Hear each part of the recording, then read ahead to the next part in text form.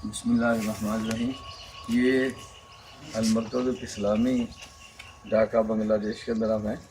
तो अभी सुबह हमारे नाश्ते का वक्त है, तो नाश्ते से पहले बाहर आए हैं इन बच्चों को मिलने के लिए। तो हमें महसूस हुआ कभी इन्होंने भी नाश्ता नहीं किया, लेकिन पहले इनको नाश्ता कराना फिर खुद नाश्ता करते हैं।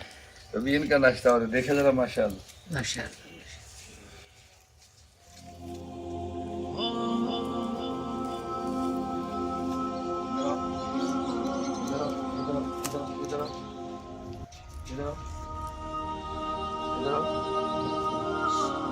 सब जब भी आते थे ना ये काम करते, उधर बैठ जाते थे कुर्सी।